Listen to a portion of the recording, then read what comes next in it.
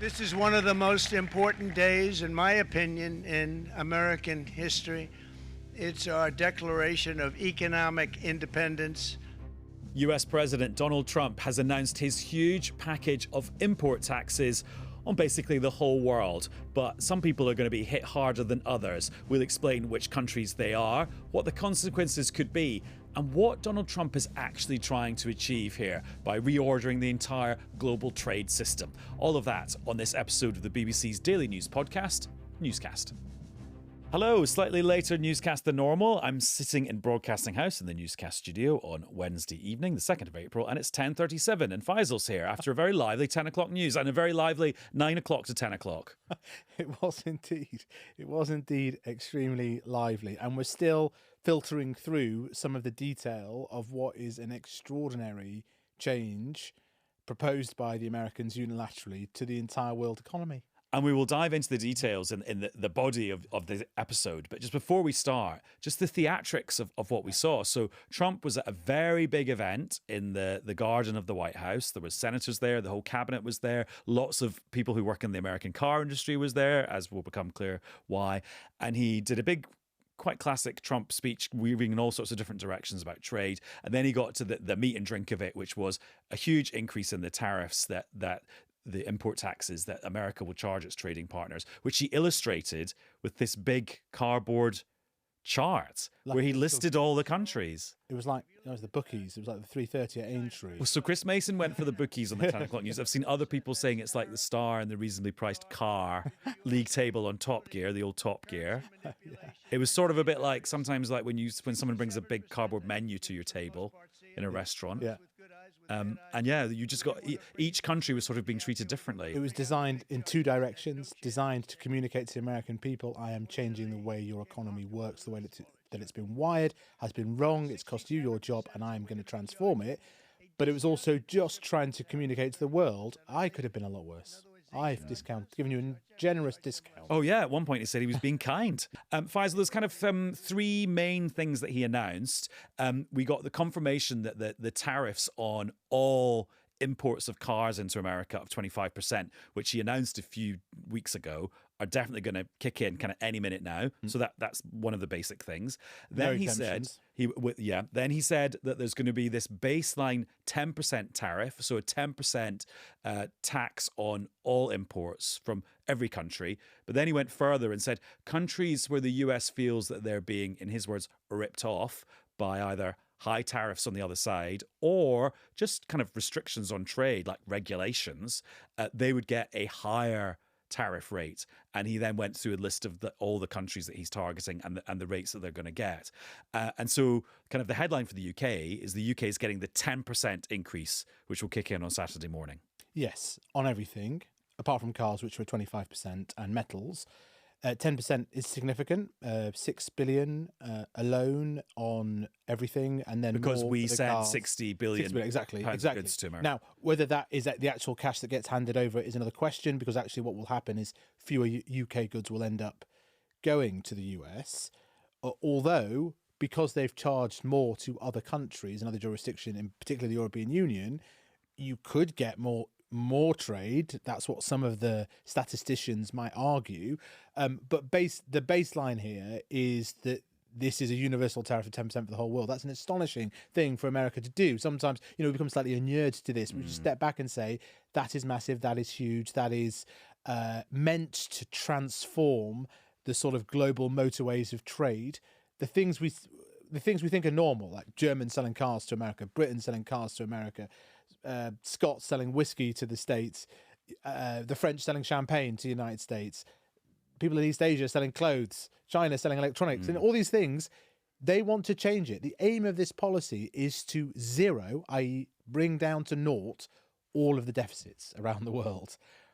And so that is why the trade deficits. In other words, the amount other countries sell more to the US than the US sells to them. Yeah. That is the key way they decided who would get the extra bonus tariff. And some of those numbers are really high. Well, we'll go into that in a minute. Yeah. In terms of the UK, I think, you may hear an argument that there's a win compared to the European Union. As it was explained to us by the White House. Because the EU got 20%. Yes. And, Republic of Ireland faced 20%. Directly comparable now in terms of pharmaceutical industry, for example. However, certainly from how it was explained to us in a briefing call from the White House, they said it was a mathematical formula.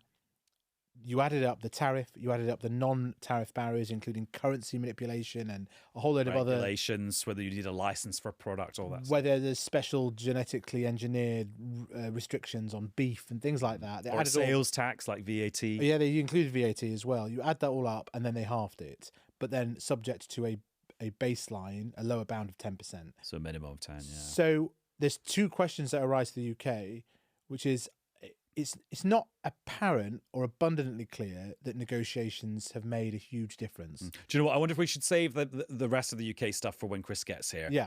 But just before we dive into the numbers and also hear from President Trump, don't worry, he's not a guest on Newscast. It'll be a clip of him from the Rose Garden. From the Rose Garden. He's very welcome. We should just the basics of how tariffs work. It's not paid by the exporter, is it? It's paid by the importer in America who has to give this 10% or 24% or 47% in some cases to the American government as revenue. Yeah. And then it's up to that company whether they pass that 10, 24, 47% onto their customers or take a hit to their profits or just do business differently to get their costs down. It's inevitably going to hike up prices in America. There's just no way around it. Now, not all of it might get passed on. In some cases, it will be all of it that gets passed on. But when you think about some of these 30 and 40% tariffs explained sort of that have been targeted at some of the biggest exporters of things like clothes and toys and electronics, not just China, which is on a slightly lower tariff in That's the on 34%, I think. Yeah. I haven't memorized them all yet, but the Vietnam's 46%. Yeah, Cambodia, Bangladesh. These countries have been significant exporters. In fact, it's helped their development. I think this is going to decimate those industries and that entire model. And so Americans will just have to source these from elsewhere or domestically. The stock markets are going to open in Asia in the next few hours, and I would suggest that this is going to be extremely painful. And they're already some of the future stock markets, so they're sort of bets on where stock markets are going to happen, are already down pretty sharply. Right, let's hear from Donald Trump, where he just set out in his big, quite long speech about what he was actually trying to do here. Liberation Day, waiting for a long time. April 2nd, 2025 will forever be remembered as the day American industry was reborn, the day America's destiny was reclaimed, and the day that we began to make America wealthy again. We're going to make it wealthy, good and wealthy. And the cheers you're hearing are members of his cabinet, senators from the Republican Party, and those workers from the car factories, some of whom came up and sort of started speaking at the podium while wearing their high vis. Right, Chris is here. Hello. Hi. Right, what's the hot take from the centre of government? Well, I saw you were outside Downing Street this evening. Yeah, so I think alongside the extraordinary spectacle of the president there with his rectangular piece of laminated cardboard or whatever it was with all of those tariffs rates on it, and then him trotting... Don't think it was laminated because that would make it shiny. It was is that matte. right? Okay. Well, anyway, sorry, I digress. Happy to be fact-checked on that particular detail. Anyway, and reeling off the numbers like he was giving odds to a horse race. What I can tell you is that the business secretary, Jonathan Reynolds, and his team were in their department, television on, watching it like so many others, as were folk in Downing Street.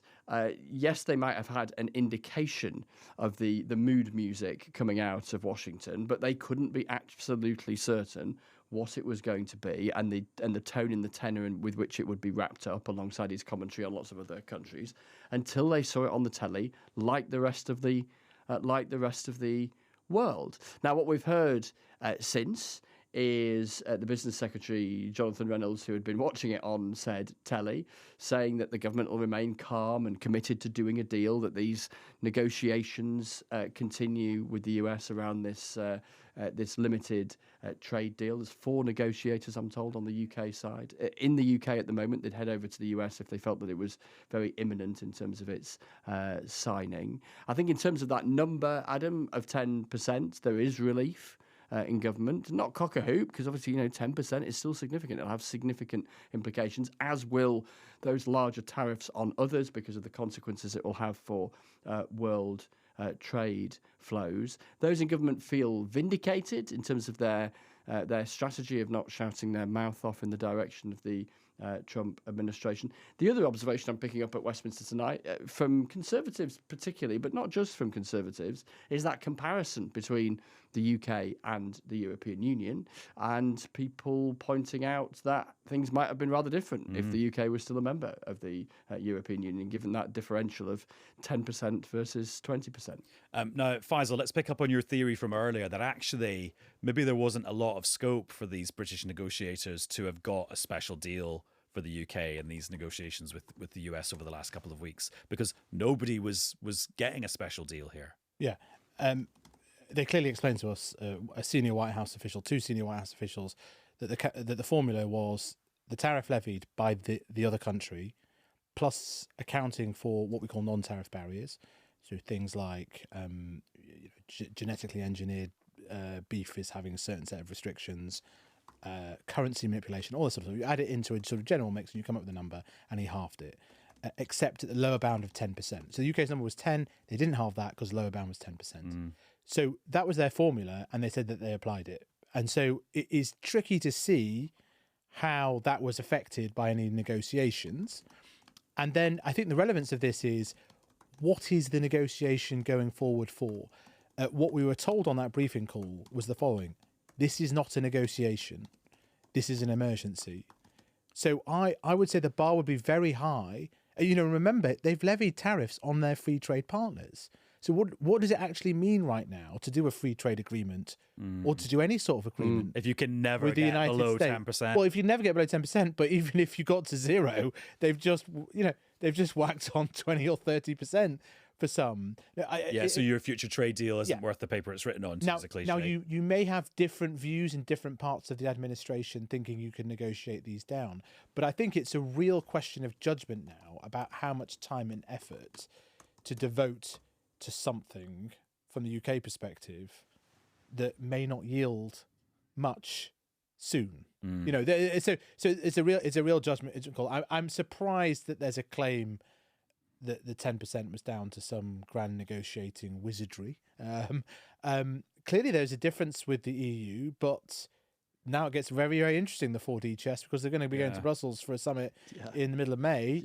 And maybe they don't want to talk about that too much. And also, just with my love of documents, I remember from my time in Brussels, in Brexit land, every year the US trade representative produced this big doorstepper of a report, which was basically a kind of global atlas of all the trade barriers that the US perceived around the world. And it was made interesting reading because you could see what was getting the Americans goats and what they would try and push for in international negotiations. And actually, then Donald Trump brandished this document when he was doing his statement today, because they just published the updated version a couple of days ago.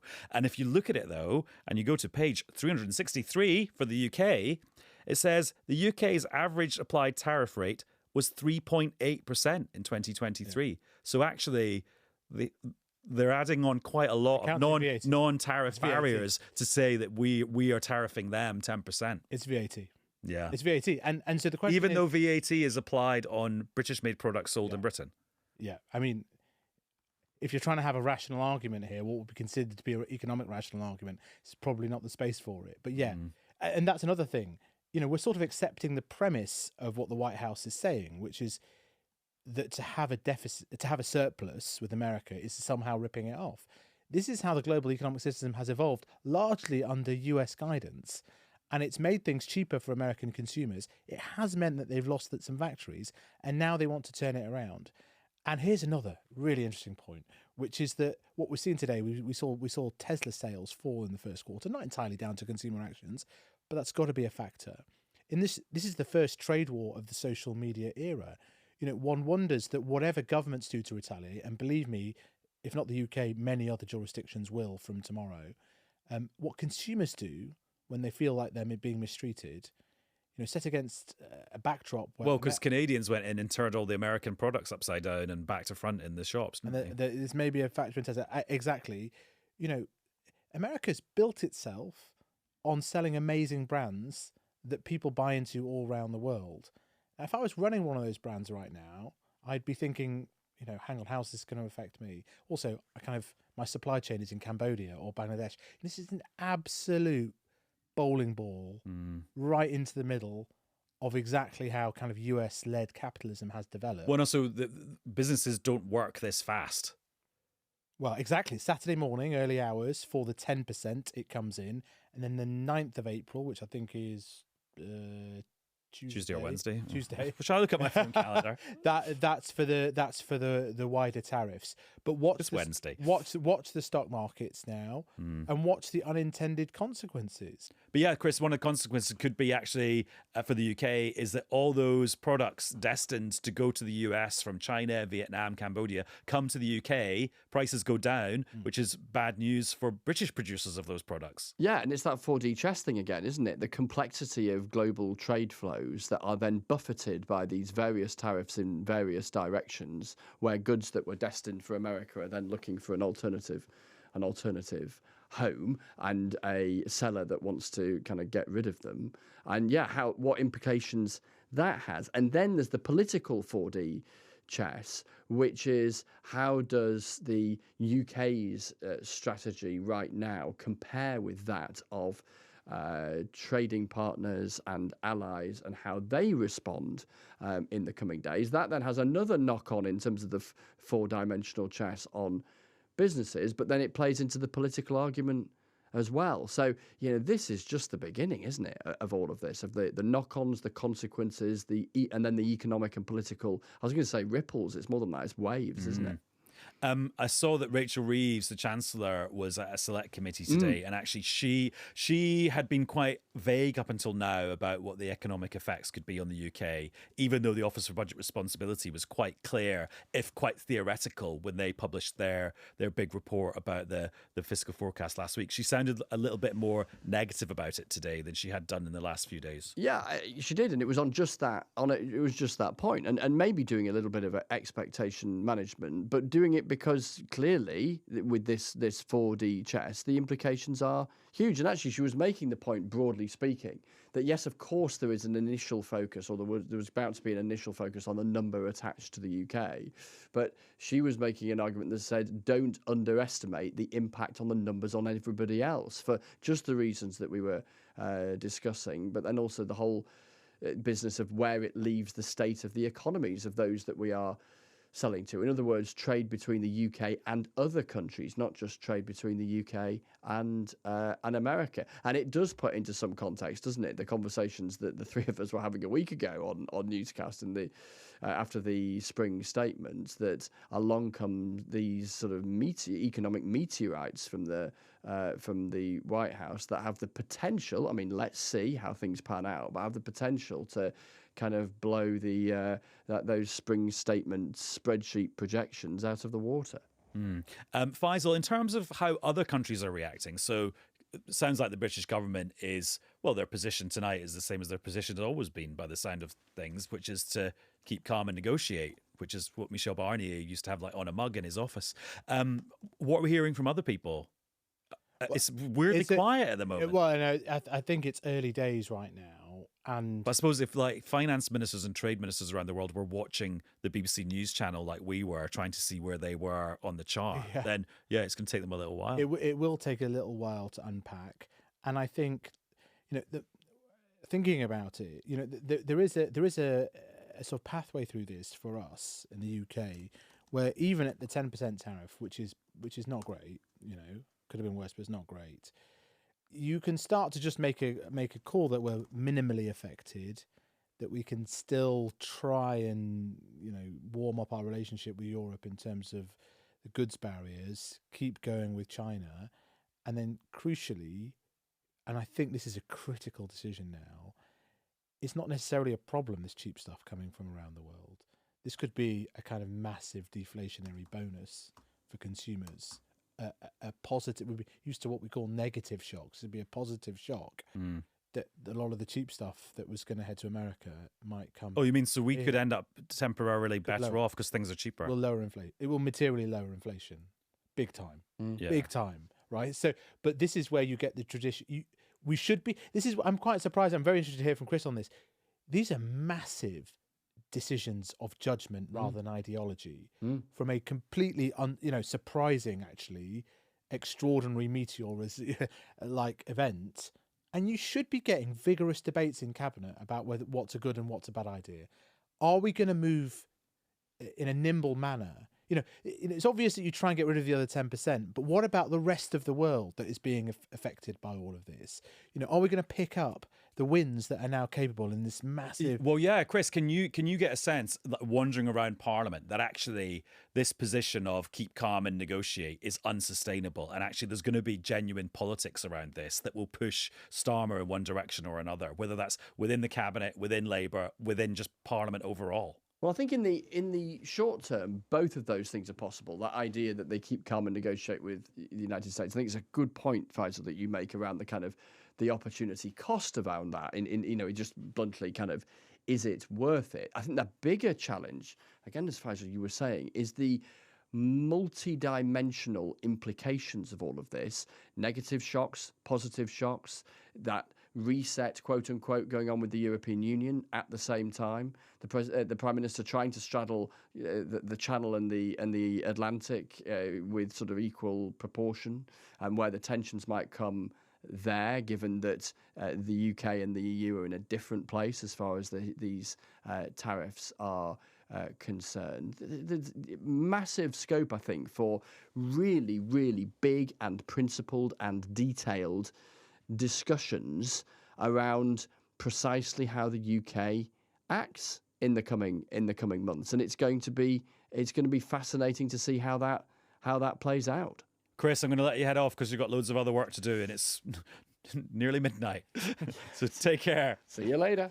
Cheers, both. Cheers. And Faisal, just before we finish, I'm just going back to this fact sheet that the White House put out. And there's 3 bits in it that are making me think this is not as like nailed on as it might feel in kind of like the kind of shock, the moments after the shock and awe.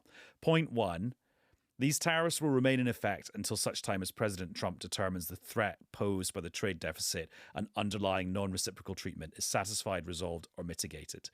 He's giving himself a big lever to reverse all of this if either things go really well or things go really badly. So this isn't potentially forever. I mean, pretty obvious though. Second thing, Trump can increase the tariff if trading partners retaliate or decrease the tariff if trading partners take significant steps to remedy. So it's this whole thing of like, this is not a negotiation. That's not true. There is a scope for negotiation here. There are different views in the administration. Right. About So we'll see who wins. But if as they did, they're banking $600 billion a year in revenue from this, making money or from trillions, it. Yeah. then It's hard and to they see turn this as that a down. replacement for then I don't know how much scope there really is. Up front. This is a good reality check, do though. this, yeah. And then the third thing is there's this paragraph here about exemptions.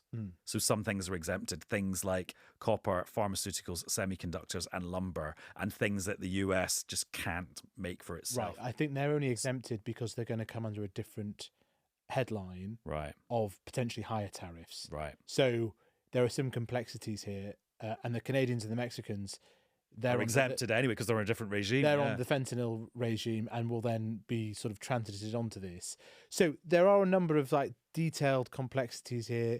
As I said, this is 4D chess, but I think we should just say it's an extraordinary shock to the world system. It's ripping it up. There is a pathway through to the UK if the government can be sufficiently imaginative to grasp some of the opportunities, because we haven't been hit as hard as others.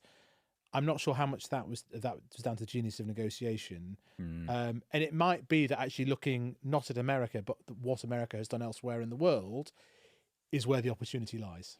My final thought is, and I'm just thinking of a conversation I had with a very seasoned international negotiator about a year ago. And we were talking about, do you remember the fallout from Liz Truss's mini budget? And the big thing ended up being the liability strategies of British pension firms. And they had to be kind of temporarily bailed out by the Bank of England. And this person who was very experienced said, that's the thing.